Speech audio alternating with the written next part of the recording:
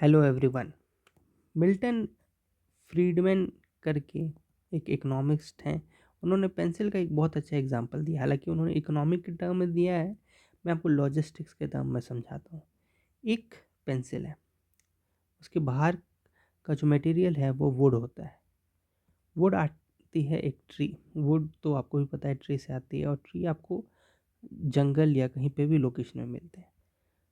ठीक है, वहाँ से जब ट्री कटती है तो वो थ्रू ट्रक किसी सेंटर पॉइंट पे पहुंचती है। वहाँ से फर्दर वो वेयर हाउस को जाती है। वेयर हाउस से वो फर्दर फैक्ट्री को जाती है। फैक्ट्री में जो वुड है वो प्रोसेस होता है, उसमें ग्रेफाइट डलता है। जो ग्रेफाइट डलता है उसके बाद फर्दर वो किसी डिस्ट्रीब्यूशन सेंटर में जाती है। वहाँ से वो फर्दर शॉप पे जाती है जहाँ पे आप परचेज़ करते हो। तो ये जो एक पूरा का पूरा साइकिल है ये एक लॉजिस्टिक चेन है। ठीक है, लॉजिस्टिक चेन है, एक जगह से दूसरी जगह तक किसी भी गुड्स एंड सर्विसेज को पहुंचाना। और इसमें टोटल क्या लगता है, एक डिटेल्ड प्लानिंग लगती है, मैनेजमेंट लगती है, और प्रॉपर उसकी एग्जीक्यूशन लगती है। ठीक है, और इन सब ये सब चीज़ों में क्या हम बेसिकली काम क्या कर रहे होते हैं, किसी गुड्स एंड सर्विसेज को मूव कर रहे होते हैं, या तो उसे स्टोर कर रहे होते हैं, या ट्रांसपोर्ट कर रहे होते हैं। ठीक है, आपको बता दिया है मैंने कि गुड्स एंड सर्विसेज। और तीसरा इंफॉर्मेशन, यानी गुड्स भी हो सकता है, सर्विसेज भी हो सकता है, और इंफॉर्मेशन। यह तीनों में से कोई भी चीज़ है एक जगह से अगर दूसरी जगह तक पहुंचाई जाए तो वो एक लॉजिस्टिक सप्लाई चेन का पार्ट बनती है। ठीक है, from origin to the point of consumption ये पूरा लॉजिस्टिक सप्लाई चेन बनता है। इसका काम क्या है, कि क्या इंश्योर करती है कि राइट थिंग्स यानी सही चीज़ गेट टू राइट प्लेस, सही जगह पहुँचे, सही समय पे पहुँचे, राइट टाइम पे पहुँचे, सही कंडीशन पे पहुँचे, एंड एट राइट कॉस्ट पे पहुँचे। ये पांचों चीज़ इम्पॉर्टेंट है। ऐसा ना हो बस चीज़ें एक जगह से दूसरी जगह पहुँचाना नहीं है, ये चीज़ें को ध्यान रखना है कि सही समय पे पहुँचे, सही कंडीशन में पहुँचे, और जो प्राइस हम पे कर रहे हैं वो सही पहुँचे। तब जा कर के एक सप्लाई चेन मैनेजमेंट बनता है। तो आपको पता चलता है, यानी अब आप कुछ भी, अगर आप कहीं बैठे हो, आपके अराउंड टेबल है, चेयर है, कोई भी आपके घर में कोई सामान हो, कोई भी प्रोडक्ट हो, वो एक जगह से दूसरे जगह जो पहुंचती है, तो उसमें पूरा एक प्रॉपर मशीन मशीन की तरह एक सारे इन जो भी यूनिट्स है वो वर्क कर रहे होते हैं। तब जाकर के सामान एक जगह से दूसरी जगह पहुंचती है। तो पूरे भारत में और पूरे वर्ल्ड में जो इम्पोर्टेंस है लॉजिस्टिक का वो कहीं ज़्यादा है। तो जो हमारा लॉजिस्टिक कॉस्ट है इंडिया में, वो है 7.97% ऑफ जीडीपी, यानी लगभग लगभग 8%। और ये कौन कैलकुलेट करता है, ये असेसमेंट कौन करता है लॉजिस्टिक कॉस्ट का? तो इस काउंसिल का नाम है national council of applied economic research. याद रखेंगे, national council of applied economic research. ठीक है, अब इनमें मिनिस्ट्री कौन सा वर्क करता है? Ministry of commerce and industry, MOCI, ministry of commerce and industry. Logistics cost को अगर रिड्यूस करना है तो कौन से इनिशिएटिव्स लेकर के आई है मिनिस्ट्री ऑफ कॉमर्स इंडस्ट्री? पहला तो किन मेथड को, मतलब किन जो एक्शंस है जिनको वो यूज़ करना चाहती है, अप्लाई करना चाहती है। पहला तो है integrate state and city logistic. State के अंदर जितने सिटीज़ हैं उनके बीच में जो लॉजिस्टिक सप्लाई है उसको इंटीग्रेट कर सकें। ठीक है, पहले तो स्टेट के अंदर वर्क कर रहे हैं। इनकी इसके लिए कौन सा प्रोग्राम लेकर के आए हैं? Smile, strengthening multi modal and integrated logistics ecosystem. यानी हम एक इकोसिस्टम बना रहे हैं कि with in state, with in cities हम सामान को एक जगह से दूसरी जगह तक पहुंचा पाए। इसके लिए इन्वेस्टमेंट किसने किया है हमारे देश में? ADB, Asian development bank. तो ये बहुत इम्पोर्टेंट हो जाता है। यूपीएससी ऐसे सवाल पूछ सकती है कि स्माइल जो प्रोग्राम है उसमें किसने इन्वेस्ट किया है। तो हम इसका ध्यान रखेंगे कि एशियन डेवलपमेंट बैंक ने किया है। फर्दर हम जो पहला एक्शन था वो integrate state and city logistics था। दूसरा एक डेटा बैंक बनाए हम, लॉजिस्टिक डेटा बैंक 2.0, ठीक है। फर्दर ताकि डेटा को जो है हम एनालाइज कर सकें, उसको स्टोर कर सकें, उसको प्रोटेक्शन कर सकें, उसको फर्दर प्रोसेस कर सकें किस चीज़ में, ताकि एक प्रॉपर स्ट्रीमलाइन चैनल बना सकें हम उन डेटा को यूज़ करके। तो इन डेटा का ध्यान कौन रख रही है? पहला है national industrial corridor development corporation, जिसका शॉर्ट फॉर्म है NICDC। दूसरा, जो ये डेटा जो भी स्टोर कर रही है और वो जो भी डेटा का देखभाल कर रही है NICDC, उस डेटा के बेसिस पे जो सर्विस प्रोवाइड करेगी वो है NLDS। इसका फुल फॉर्म कुछ भी नहीं, बस ये N जो है ये स्टैंड फॉर NICDC, ये NICDC के लिए स्टैंड करता है।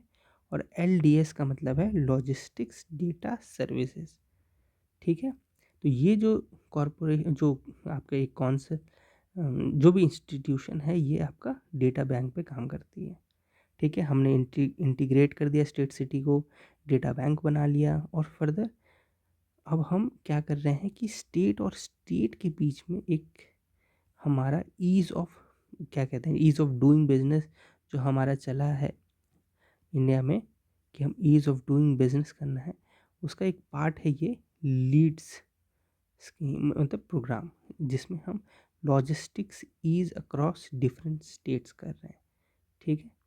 तो ministry of commerce and industry ने ये 3 इनिशिएटिव चालू किए हैं, और भी किए होंगे बट ये 3 इम्पॉर्टेंट है। और अदर इम्पॉर्टेंट इनिशिएटिव है, पहला तो ये पॉलिसी, नेशनल लॉजिस्टिक पॉलिसी। इसके 4 ऑब्जेक्ट, इसके जो की ऑब्जेक्टिव्स गोल्स है, 4 नहीं इससे ज़्यादा हो सकते हैं, पर जो 4 इम्पॉर्टेंट है वो गोल्स क्या क्या है? रिड्यूस कॉस्ट करना, ग्लोबल रैंकिंग इम्प्रूव करना, हम डिजिटल इंटीग्रेशन कर पाएँ, स्ट्रीमलाइन ट्रेड कर पाएँ। रिड्यूस कॉस्ट, जो कॉस्ट है 13 to 14% से अब हमारा करंट 8 to 9% है, ऊपर हमने देखा ही डेटा में। और GDP बाय 2030, ठीक है। ये हमारा टारगेट था 8 to 9% करना 2030 तक, जो कि अब हम अचीव कर चुके हैं। बट इस परसेंटेज पे अब हमें स्टेबल रहना है, वो ज़्यादा इम्पॉर्टेंट टास्क है। तो ये एक चीज़ ध्यान रखिए, जब हम कहते हैं लॉजिस्टिक कॉस्ट 8% ऑफ GDP, इसका मतलब ये है कि हम अपने, अगर GDP हमारी 100 रुपये है तो उसमें से 8 रुपये हम लॉजिस्टिक्स पे खर्च करते हैं। तो याद रखना है, ये अगर ज़्यादा होगा तो ये नुकसानदायक है। हमें ध्यान रखना है कि जो खर्च है, क्योंकि कॉस्ट है ना, ये खर्च है, और खर्च हमें जितना कम हो सके उतना कम करने की कोशिश करनी है। पर इतना भी कम नहीं करना है कि जो हमारा सप्लाई चेन है उसमें प्रॉपर फंक्शनिंग ना हो। एक जो कहते हैं ना बैलेंस बना हो, बैलेंस बना होना चाहिए खर्च में। तो जो ग्लोबल स्टैंडर्ड है हमारा, ग्लोबल स्टैंडर्ड कहती है कि लॉजिस्टिक कॉस्ट किसी भी नेशन के GDP का 8 to 10% होना चाहिए। तो हमारा 8 to 9% आ गया है, जो कि गुड इनफ। रिड्यूस कॉस्ट करना पॉलिसी का ये एक पहला ऑब्जेक्टिव गोल था। दूसरा, ग्लोबल रैंकिंग इम्प्रूव करना, टॉप 25 कंट्रीज़ माना, करेंटली 39 है या 38 है आउट ऑफ 139 कंट्रीज़, ठीक है। ये LPI इंडेक्स है, इस इंडेक्स की मदद से हम जो रैंकिंग होती है टॉप 25 जो कंट्रीज़ की। डेटा इंटीग्रेशन करना, एक डेटा ड्रिवन सिस्टम बनाएं।